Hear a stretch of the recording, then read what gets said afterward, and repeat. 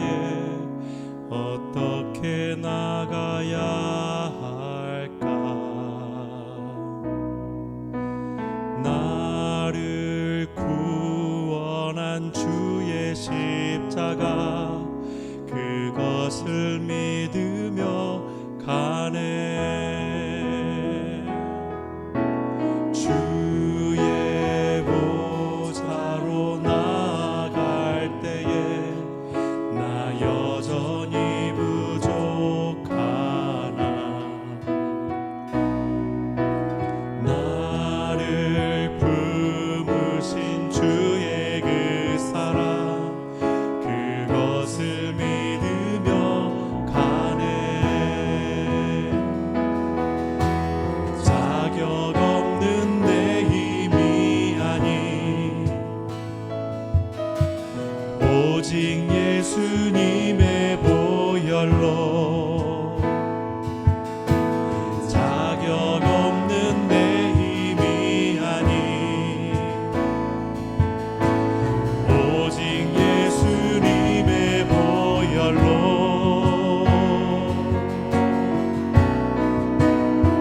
십자가의 보혈 완전하신 사랑 힘입어 나갑니다.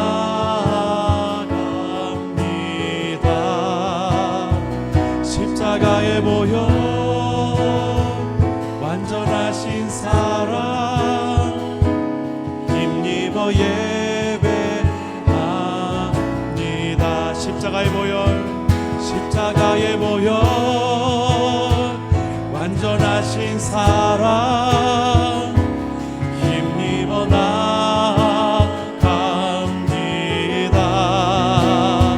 십자가의 보혈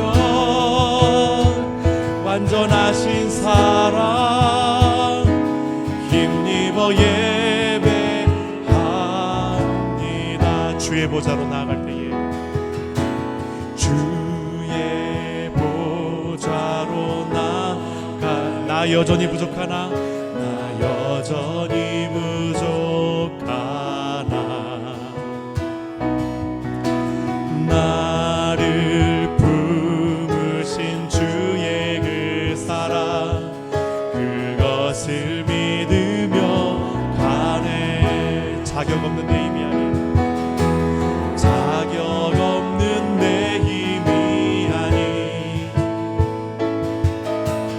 오직 예수님의 보혈로. 자격 없는 내 힘이 아닌 오직 예수님의 보혈로.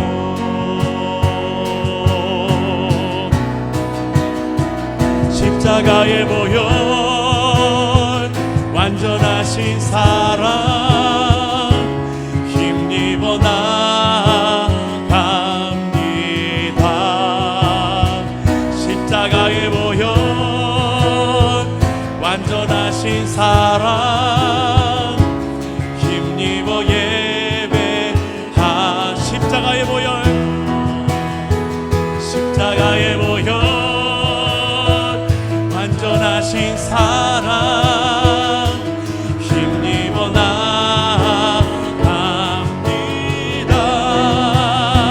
십자가의 보혈 완전하신 사랑 힘입어 예배합니다. 자격 없는 내 힘이 아닌 자격 없는 내 힘이 아닌 오직 예수님의 보혈로. 자격 없는 내 힘이 아닌 오직 예수님의 보혈로.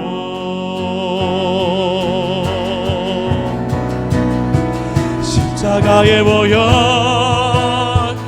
완전하신 사랑 힘입어 나갑니다.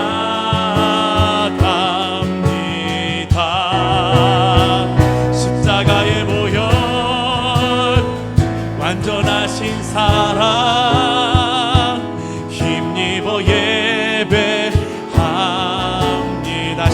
십자가의 보혈 십자가의 보혈 완전하신 사랑 힘입어 나아갑니다. 십자가의 보혈 완전하신 사랑 힘입어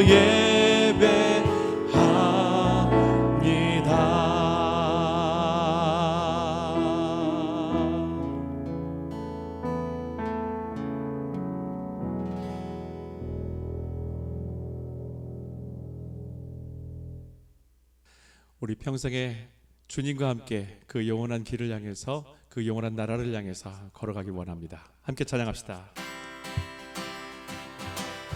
내 평생에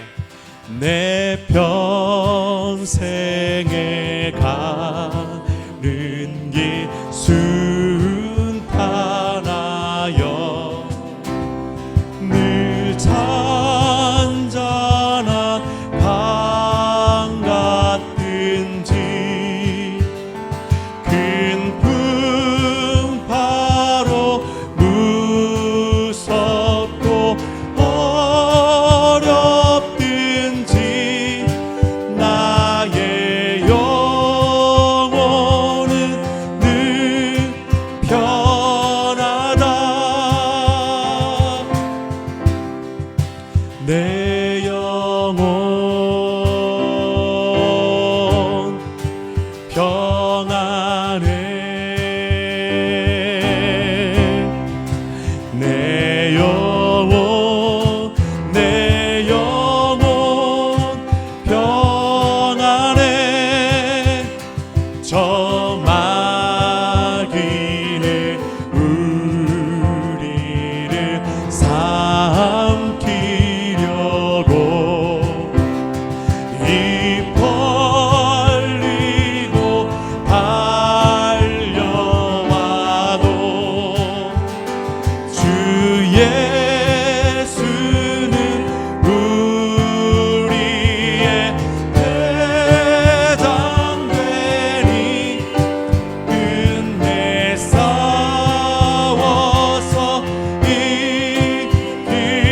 이기리라. 내 영혼 평안해. 내 영혼 평안해. 내 지은 죄 주홍빛 같더라도 주 예수께 바르면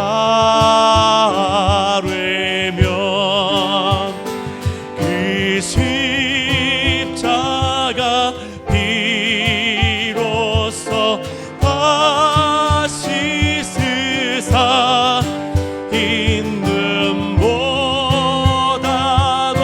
전하리라.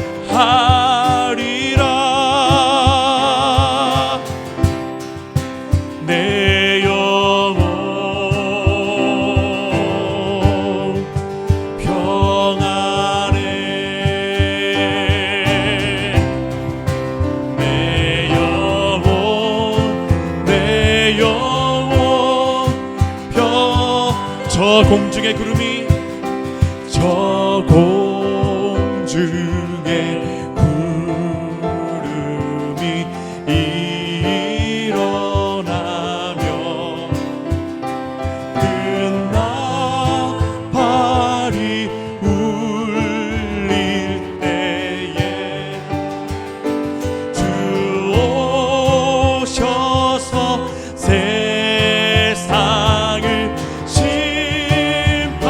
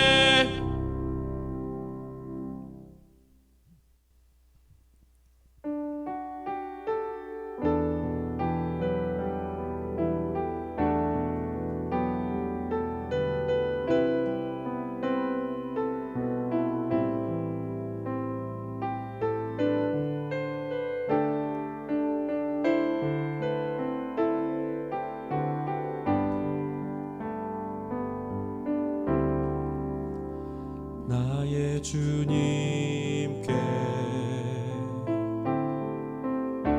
찬양 드리며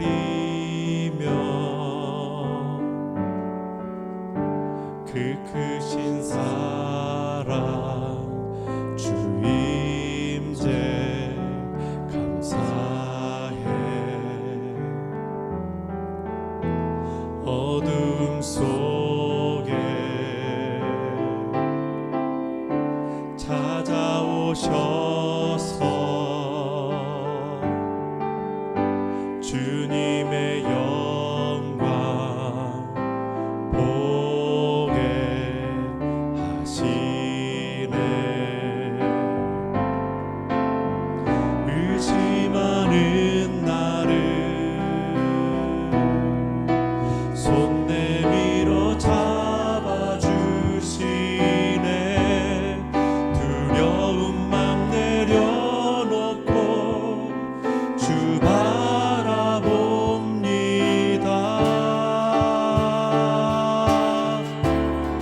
주님을 보게 하소서. 나를 붙드소서. 내 뜻과 내 생각 내려놓고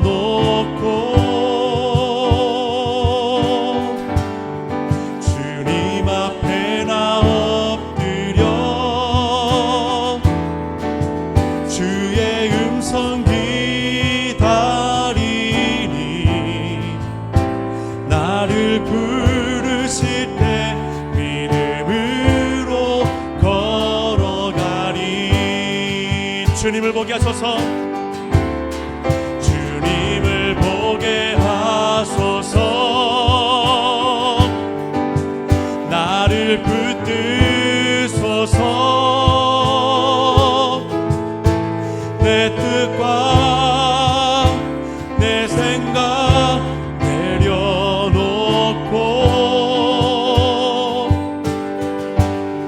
주님 앞에 나 엎드려 주의 음성 기다리니 나를 부르실 때 믿음으로 걸어가니. 다시 한번 우리 고백합시다. 주님을 보게 하소서. 주님을 보게 하소서. 나를 붙드소서. 내 뜻과 내 생각 내려놓고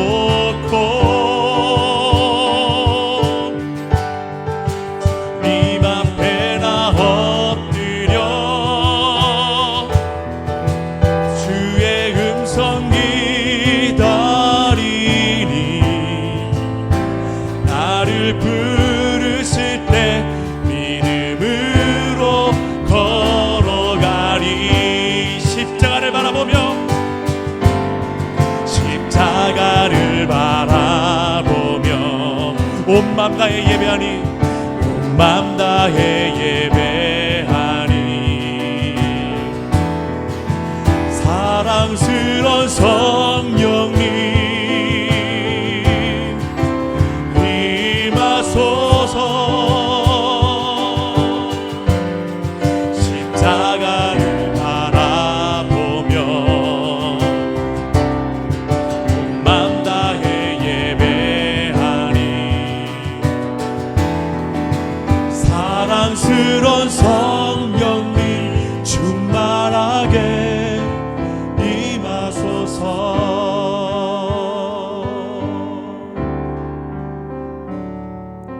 성령님 내 마음 드립니다. 지금 이 시간 충만하게 임하옵소서.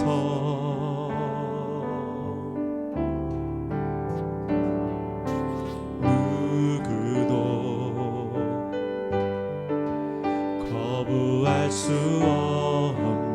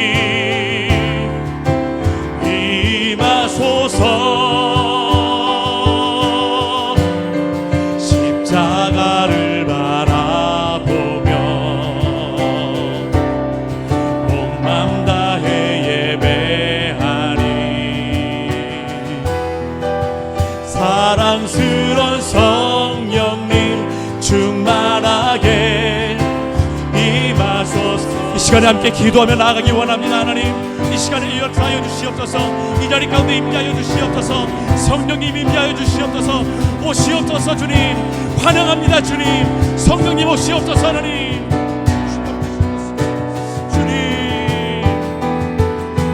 주여 맞으라니 주여 오시옵소서. 하나님 오시옵소서. 하나님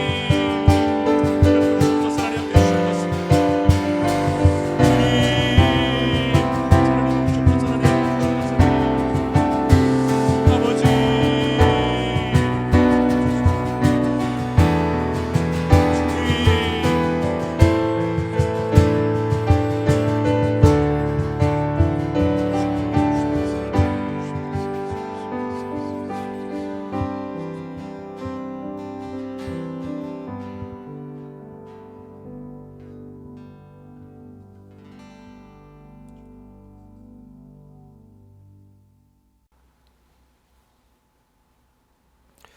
자, 소망의 편지 오늘 네 번째 시간, 오늘 마지막 시간입니다. 오늘 우리에게 주시는 말씀 베드로전서 2장 18절부터 25절의 말씀 함께 나누도록 하겠습니다.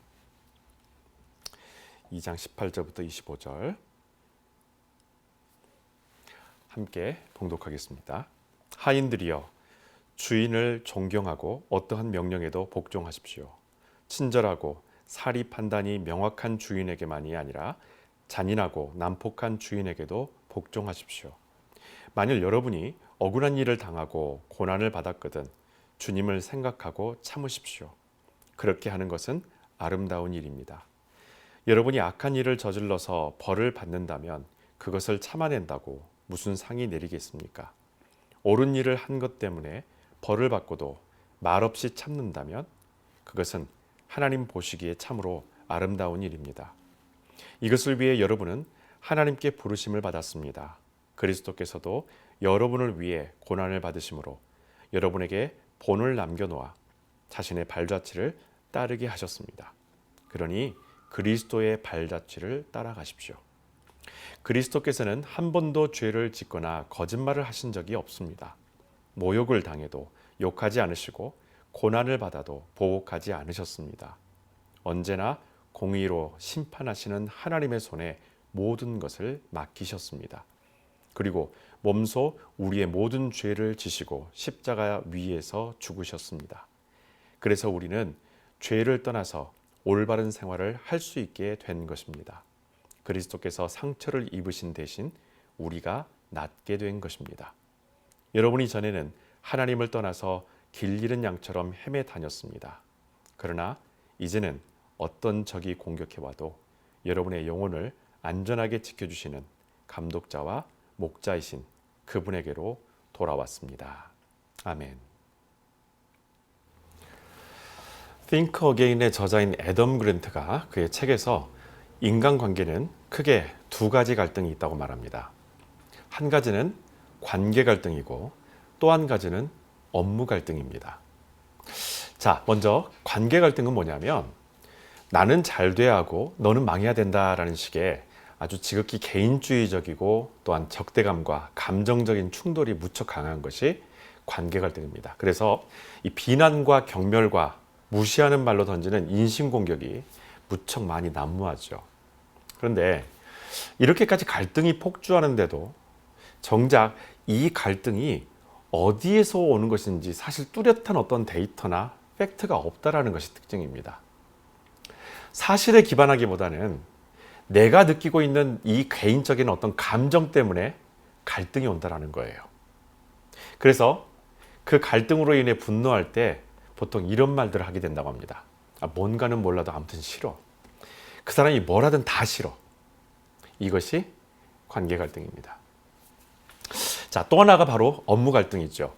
이 업무 갈등은 내가 속해 있는 어떤 조직이나 팀이 잘 되어지기를 바라는 어떤 기대감에서 오는 합리적인 긴장감을 말합니다. 관계 갈등과 업무 갈등의 가장 큰 차이점을 애덤은 업무 갈등에는 데이터와 팩트가 있다라고 말을 해요. 데이터와 이 팩트가 없이 그냥 감정적으로 갈등이 폭발하는 관계 갈등과는 달리 이 업무 갈등은 분명한 이유와 목표가 있기 때문에 당연히 일어날 수 있는 갈등이고 그것을 모두가 수용한다는 것입니다.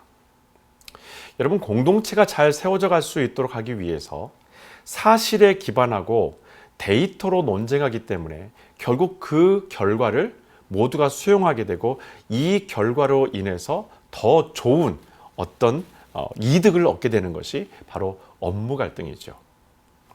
이러한 관계 갈등과 이 업무 갈등은 놀랍게도 예수님의 그 삶과 사역을 기록한 모든 복음서에서 발견할 수가 있습니다. 여러분, 우리 주님은 철저하게 인간관계 안에서 당신의 삶을 살아내셨기 때문에 늘 갈등을 피할 수는 없었습니다. 예수님께서 공생애 동안 갈등을 빚었던 대제사장들, 그리고 바리새인들과 율법학자들, 유대 지도자들은 처음에는 예수님과 업무 갈등으로 예수님과 충돌을 했었죠. 율법을 어떻게 이해하고 적용하는 것인가, 이것을 두고 사실과 팩트를 기반으로 예수님과 첨예하게 갈등을 빚다가 결국에는 이 업무 갈등이 관계 갈등으로 비화돼 버립니다. 예수가 하는 말 다 싫고 그가 하고자 하는 것은 어떤 것이든 다 싫다라는 것이 바로 그들의 주장입니다. 왜냐하면 이스라엘 시민들이 율법의 권위자인 자기들의 말을 따르지 않고 예수를 따르고 그를 추종하자 자기들의 지위와 위신이 무너져가는 그 위기감으로 인해서 예수가 하는 일이라면 말이든 행동이든 기적이든 사사건건 그들은 모든 것을 다 부정해버립니다. 그래서 결국에 6월절에 흉악한 범죄자 중 한 사람을 풀어주는 그 풍습에 따라서 빌라도가 예수와 바라바 중에 누굴 풀어주랴 이렇게 물었을 때 그들은 소리 높여서 예수를 못 박으라고 소리칩니다. 예수님은 이 일로 인해서 십자가에서 죽으시는 고통을 겪으셔야 했죠. 자, 그럼에도 불구하고 십자가의 고난이 우리에게 소망이 되는 것은 무엇 때문입니까? 예수 그리스도께서 이것을 통해서 결국에 승리하셨다라는 것입니다. 매 순간 여러분, 인간관계에서 오는 갈등과 고통 가운데 살아가는 우리에게 우리 주님의 이 승리는 그야말로 굿뉴스가 아닐 수가 없어요. 결국 우리는 말씀으로 돌아가야 합니다. 우리는 이 모든 과정을 지켜봤었던 이 베드로에게서 예수님이 고통의 문제를 어떻게 해결하셨고 또 우리는 어떻게 우리가 당면한 이 인간관계 안에서 오는 갈등으로 인한 이 고통의 문제를 해결할 수 있을지 찾아볼 필요가 있습니다. 그래서 오늘은 저와 여러분들이 바로 이 인간관계에서 오는 이 갈등의 문제, 이 고통의 문제에 대해서 한번 고민해 보고자 합니다. 자, 여러분, 베드로는 대표적으로 그 당시 로마의 노예제도로 인해서 주인과 종의 관계에서 온 이 고통의 문제를 이슈로 들고 나옵니다. 그러면서 강한 어조로 그들에게 이렇게 권면을 합니다. 자, 18절입니다. 하인들이여, 주인을 존경하고 어떠한 명령에도 복종하십시오. 친절하고 사리 판단이 명확한 주인에게만이 아니라 잔인하고 난폭한 주인에게도 복종하십시오. 아멘. 여러분, 당시 노예는 하인이라고 불리는, 보통 노예, 하인 이렇게 다 부를 수 있겠지만 종이라고 부를 수도 있겠죠. 그런 사람들은 한 집에서 같이 삽니다. 가정이라는 울타리의 일원이면서도 반대로 재산이었던 존재로 그들이 살았던 것이 바로 노예, 종들의, 하인들의 모습이죠. 물론 모든 주인들이 나쁘지는 않았지만 대부분의 주인은 노예를 말 그대로 노예 취급했었습니다. 아무래도 인간은 자기에게 잘 대해주는 사람에게 더 충성하고 마음이 가는 것처럼 아무리 주정관계에 있다 할지라도 난폭하고 아나무인인 주인에게 온전히 마음을 다해서 순복하지는 못했을 것이죠. 하지만 베드로는 이렇게 말합니다. 나쁜 주인이라 할지라도 그들에게 복종하라. 여러분은 주인입니까? 종입니까? 나는 주인일까요? 종일까요? 18절에서 베드로가 했었던, 종들에게 했었던 이 말, 어떠한 주인이라 할지라도 복종하십시오. 이 문제를 먼저 우리가 해결하기 위해서는 내가 주인이냐 종이냐의 문제를 먼저 돌아봐야 합니다. 여러분, 우리의 정체성을 먼저 한번 규정해 봅시다.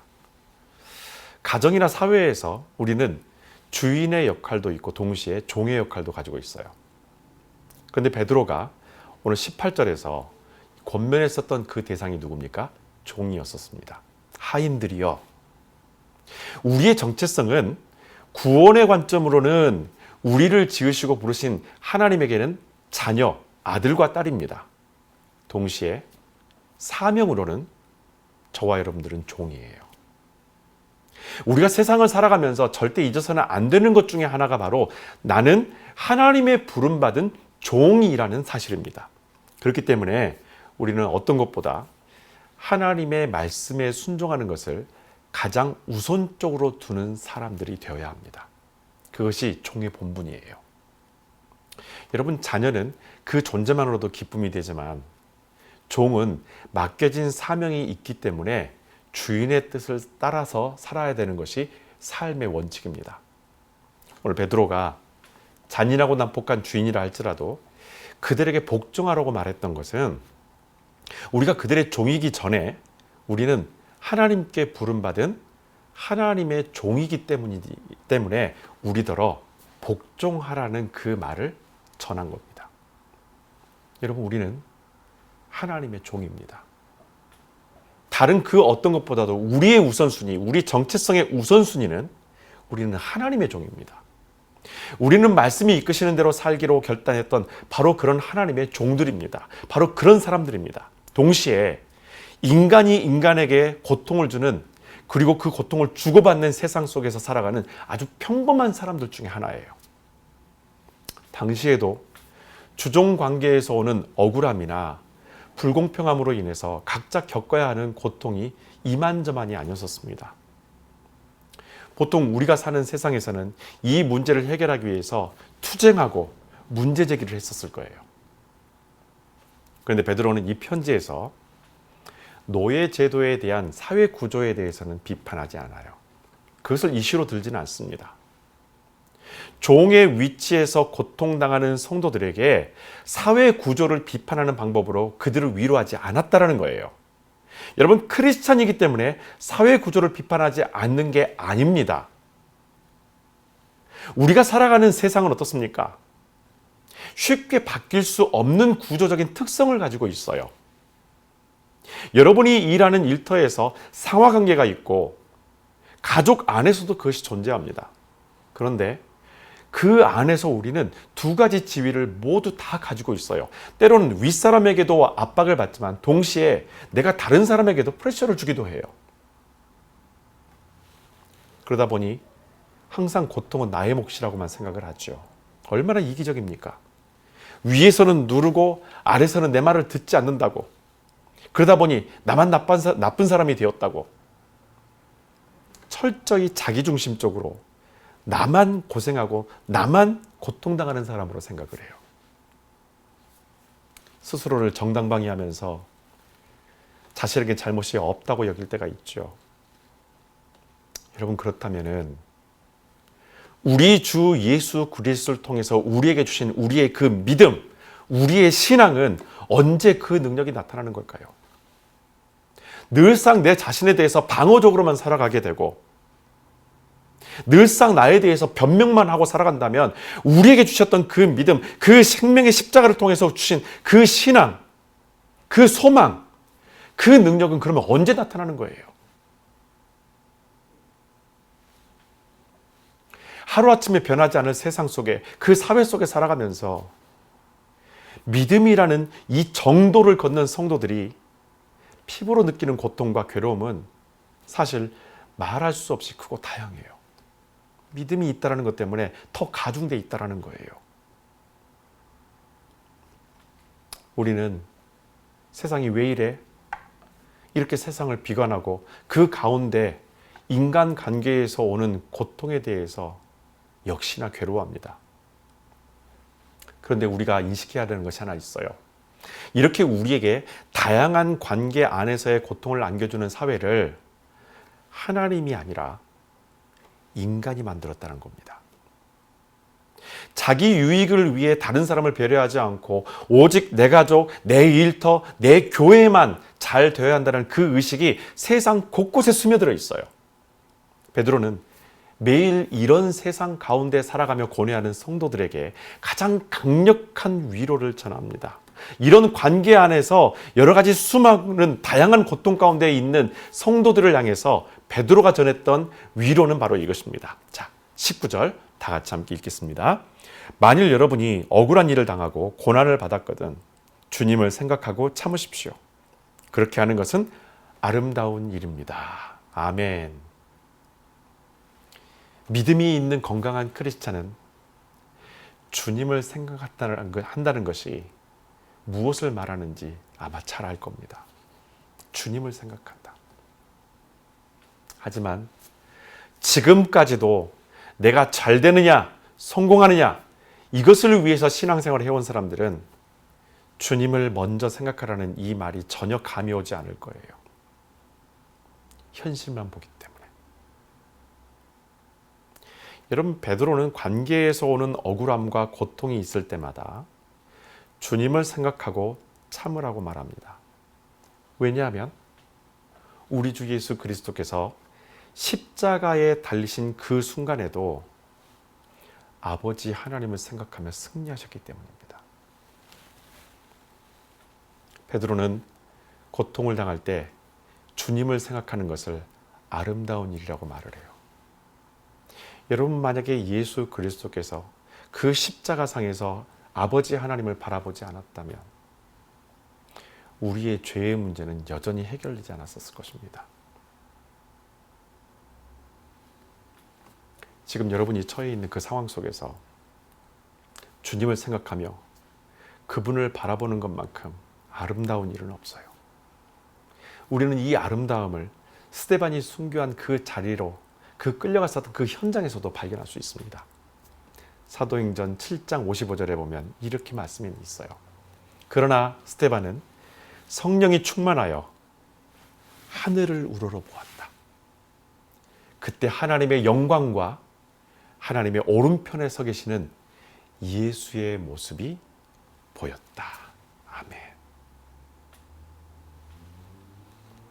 예수님과 스데반의 죽음에서 볼 수 있는 공통점은 그들을 처벌한 인간관계의 그 관점으로는 분명히 두 사람은 죄인입니다.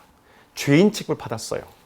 그런데 주님과 스데반이 이 고통을 끝까지 참고 인내할 수 있었던 것은 이 고통이 나의 죄 때문에 온 것이 아니라 옳은 일을 하다가 겪게 되는 바로 그 고난, 그 고통이었기 때문입니다. 그래서 참을 수 있었고 또 참아내야만 했었어요. 여러분, 베드로는 고통의 원인에 대해서 착각하는 크리스찬들을 향해서 아주 따끔하게 일침을 가합니다. 20절 상반부에 보면 여러분이 악한 일을 저질러서 벌을 받는다면 그것을 참아낸다고 무슨 상이 내리겠습니까? 아멘. 여러분, 내가 당하는 고난이 모두 다 억울한 일들입니까? 내가 지금 겪고 있는 이 고통의 모든 과정들이 다 내가 억울해서 여러분 겪게 된 거예요? 나는 잘하고 있는데 왜 갑자기 내가 고통을 겪어야 돼? 난 잘하고 있는 것 같은데 왜 나만 이렇게 고난을 겪어야 돼? 여러분, 이렇게 억울한 일들입니까? 그렇게 하나님을 원망하고 신앙의 회의가 느껴질 정도로 여러분 억울한 일인가요? 그렇다면 과연 우리는 말씀이 이끄시는 대로 살아가고 있는 겁니까?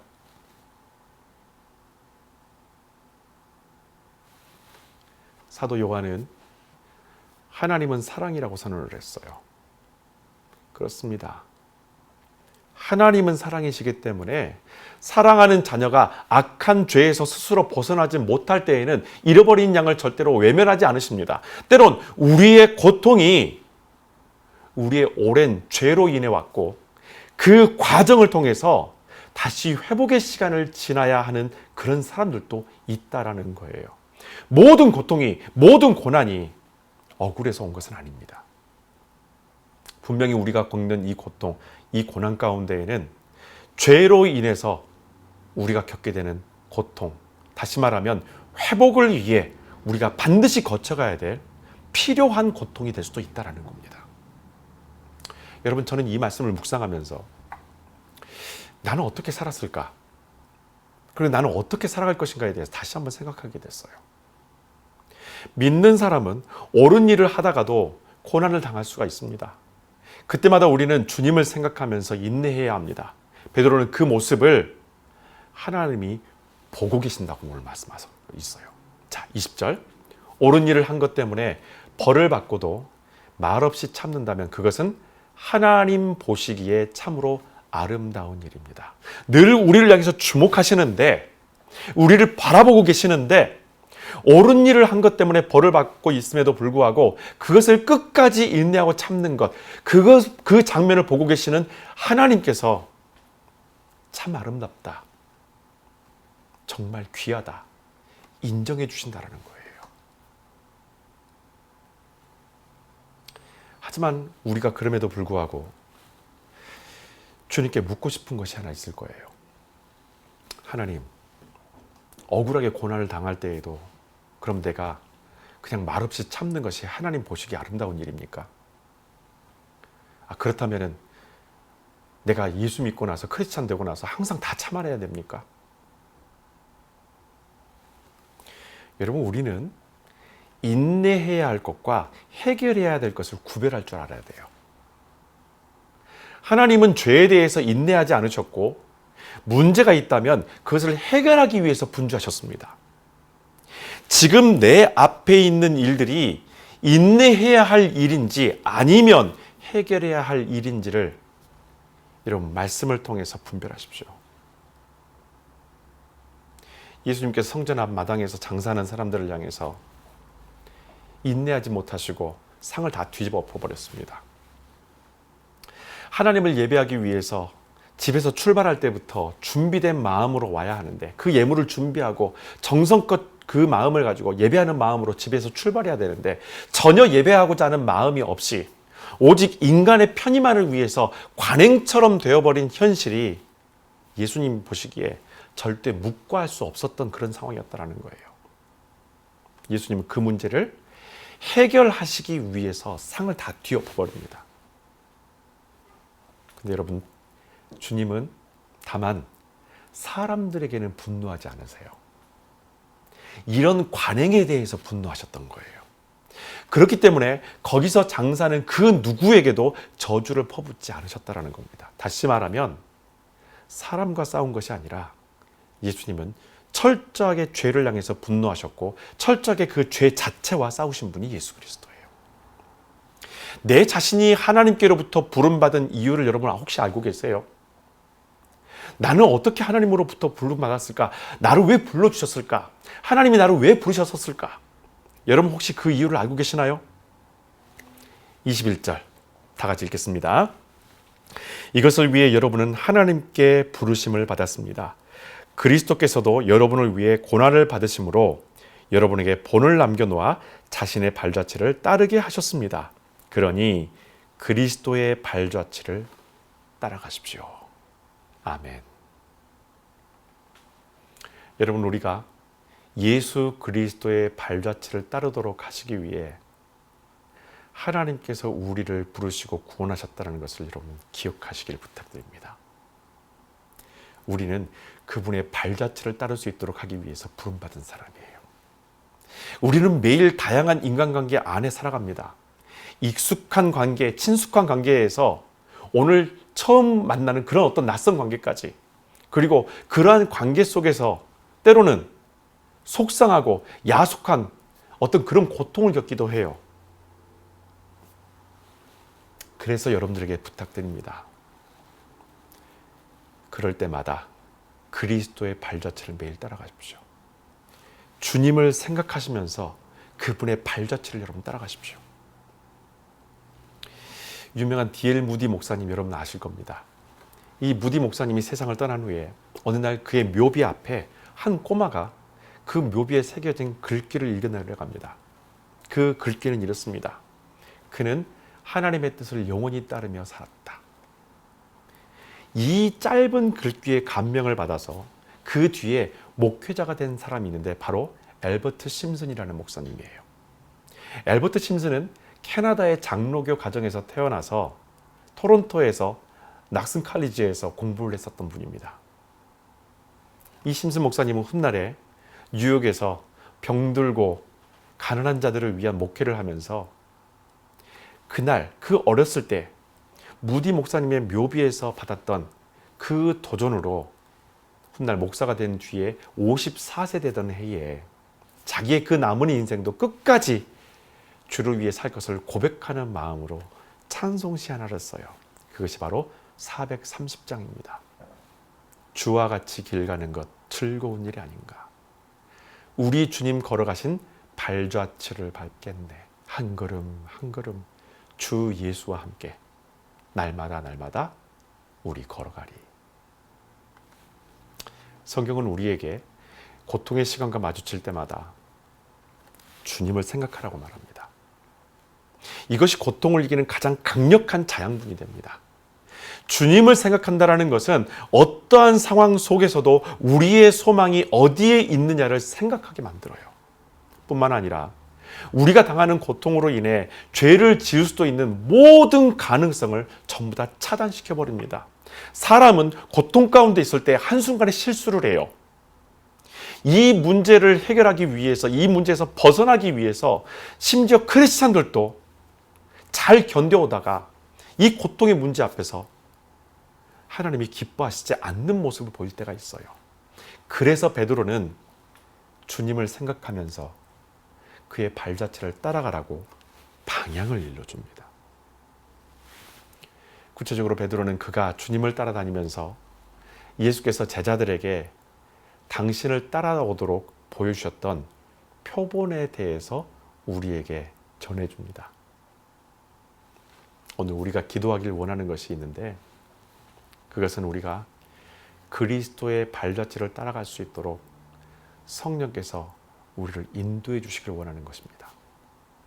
오늘 이 말씀 여러분 정리하면서 여러분들이 세 가지 기도 제목을 드릴 텐데 이 세 가지 기도 제목을 가지고 함께 기도했으면 좋겠어요. 주여, 주의 발자취를 이렇게 따라갈 수 있도록 해주십시오. 여러분, 이것은 고통의 문제만을 해결하는 것이 아니라 인생 자체의 모든 방향을 일러주는 가장 중요한 기도 제목이 될 것입니다. 첫 번째로, 우리가 따라갈 수 있도록 그리스도께서 우리에게 본으로 보여주신 그 발자취는 이것입니다. 죄를 미워하되 영혼을 사랑하라는 것입니다. 22절 다 함께 읽겠습니다. 그리스도께서는 한 번도 죄를 짓거나 거짓말을 하신 적이 없습니다. 아멘. 여러분, 베드로는 예수께서 죄가 없는 순결한 분이심에도 불구하고 화평을 이루고 우리를 구원하시기 위해 고통을 참아내신 분임을 말아요. 우리가 따라가야 될 예수의 발자취가 바로 이것입니다.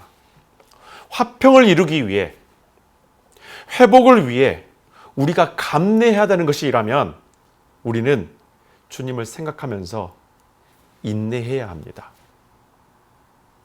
우리가 참지 말아야 하는 것은 나를 무너뜨리고 우리를 무너뜨리려는 그 죄의 유혹입니다.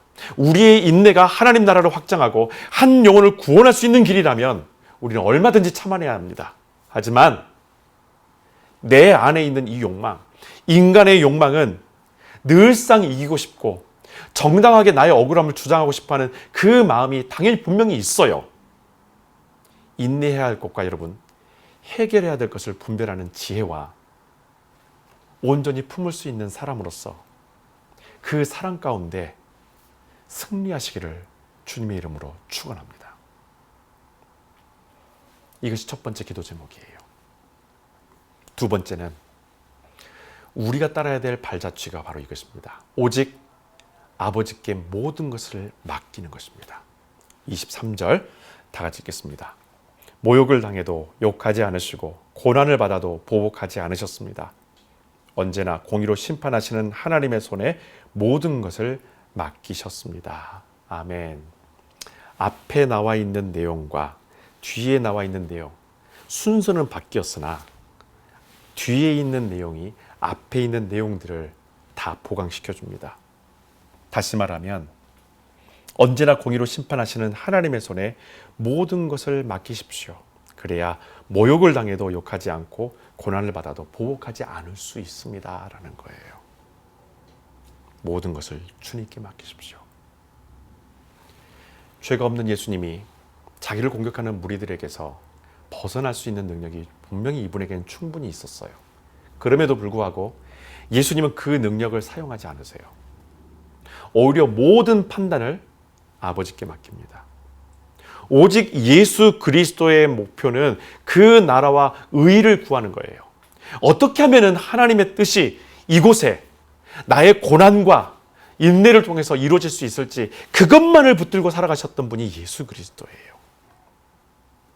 얼마든지 능력이 있음에도 불구하고 12영이나 더 되는 천군 천사를 통해서 당신이 지금 겪고 있는 이 위기 상황을 얼마든지 이겨낼 수 있음에도 불구하고 그 모든 판단과 결정을 하나님께 맡깁니다.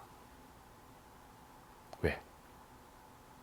그분의 뜻에 따라서 부르심을 받고 이곳에 왔기 때문에 저와 여러분이 그분의 뜻과 부르심을 통해서 오늘 이 자리에 있는 것입니다. 우리가 따라가야 될 그리스도의 발자취는 모든 것을 하나님의 뜻에 맡기는 거예요. 바로 그 하나님의 뜻을 발견하는 방법이 무엇입니까? 말씀과 기도 가운데에서 뜻을 구하는 겁니다. 말씀 속에서 하나님의 말씀을, 그분의 음성을 듣고 기도함을 통하여서 우리는 응답을 얻게 돼요. 그냥 멍하니 바라보는 것이 아닙니다. 맡긴다라는 것이 그냥 가만히 털썩 주저앉아서 알아서 하십시오, 이렇게 하늘만 바라보는 게 아니에요. 말씀 앞에 적극적으로 나아갈 때에 우리는 온전히 이 모든 일의 처음과 나중을 보게 될 거예요. 말씀 앞에 나아갈 때에 하나님께서는 우리에게 우리가 해야 될 일이 무엇인지를 알게 하실 것입니다. 그리고 하지 말아야 될 것이 무엇인지, 어느 선까지 멈춰야 할 것인지 그 정지선을 보게 하실 거예요. 하나님께 맡기는 것이 분명 쉬운 일은 아닐 거예요. 여러분, 그렇다면 무엇이 여러분들을 가로막고 있습니까? 머릿속에서는 분명히 그렇게 해야 된다고는 아는데 실제적으로 삶 속에서 그렇게 살아가지 못하도록 나를 가로막고 있는 게 뭐예요? 하나님의 뜻대로 해야 된다는 것은 생각은 하는데 그 생각까지도 가로막아 버리는 것이 무엇입니까? 하나님께 온전히 맡기는 것을 차단하는 것이 무엇인지를 여러분 생각 한번 해보십시오. 작은 메모지, 포스트잇에다 좋아요. 거기다 하나씩 다 적어보세요. 그리고 그걸 가지고 기도하면서 찢어버리십시오. 승리할 수 있도록 내 안에 진짜 갖고 있는, 나를 가로막고 있는 주님의 뜻 안에 들어가지 못하도록 방해하고 있는 것이 무엇인지를 실제적으로 보라는 거예요. 우리는 그걸 가지고 말씀을 봅니다. 말씀은 분명히 여기 작은 쪽지에 적어져 있는 내가 주님 앞에 나아가는 그 순종의 길로 나아가는 모든 것들을 가로막는 것에 대해서 어떻게 행동해야 될지를 정확하게 대면하게 할 것입니다. 과연 그것이 하나님보다 우선할 수 있는 것인지, 그것의 주인이 누구인지를 발견할 때 우리는 주님께 맡김으로 더 강력한 믿음의 실력을 분명히 얻게 될 것입니다. 이것이 두 번째 기도 제목이에요. 주님께 맡기는 것. 끝으로 우리가 따라가야 할, 그리고 기도하며 구해야 할 그리스도의 발자취는 바로 이것입니다. 내 십자가를 지게 하소서입니다. 24절 다 같이 읽습니다. 그리고 몸소 우리의 모든 죄를 지시고 십자가 위에서 죽으셨습니다. 그래서 우리는 죄를 떠나서 올바른 생활을 할 수 있게 된 것입니다. 그리스도께서 상처를 입으신 대신 우리가 낫게 된 것입니다. 아멘. 여러분에게 놀라운 사실, 감격적인 사실 한 가지 말씀드리겠습니다. 주님이 여러분을 먼저 택하셨습니다. 그렇습니다, 여러분. 나는 자격이 없고 그럴 만한 깜냥이 되지 않는 존재이지만 주님의 생각은 달랐습니다. 저와 여러분을 먼저 택하셨다라는 거예요. 주님이 지신 십자가는 남의 죄에 대한 십자가였었습니다. 당신 자신의 죄 때문에 십자가를 지신 것이 아닙니다. 철저히 타인의 죄를 사해 주시기 위해서 예수 그리스도 당신이 그 십자가를 대신 져주셨습니다. 그래서 우리가 나음을 입었던 거예요. 이렇게 여기저기 나를 다 내어주고 내가 고통의 십자가, 이 고난의 십자가를 지면 과연 누가 나를 돌봐줄 수 있을까요? 25절 다 함께 읽겠습니다. 여러분이 전에는 하나님을 떠나서 길 잃은 양처럼 헤매 다녔습니다. 그러나 이제는 어떤 적이 공격해와도 여러분의 영혼을 안전하게 지켜주시는 감독자와 목자이신 그분에게로 돌아왔습니다. 아멘. 여러분, 우리를 지키는 것은 내가 아니라 나를 보내신 우리 주님이십니다.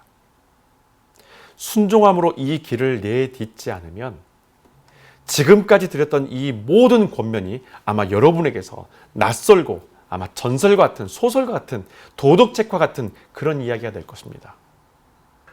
기도하면서 주님이 먼저 걸어가신 그 길을 함께 따라갑시다. 따라갈 수 없는 길이라면 여러분, 베드로가 과연 우리에게 그 발자취를 따르라고 권면해 줬을까요? 절대 그럴 수 없어요.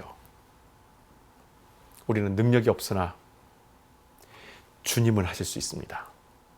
지금 이 순간에도 자신이 겪어야 될 현실적인 문제와 고통을 품고 계신 분들이 계신다면 지금 이 말씀을 기억하십시오. 그때마다 주님을 생각하십시오. 기도하겠습니다.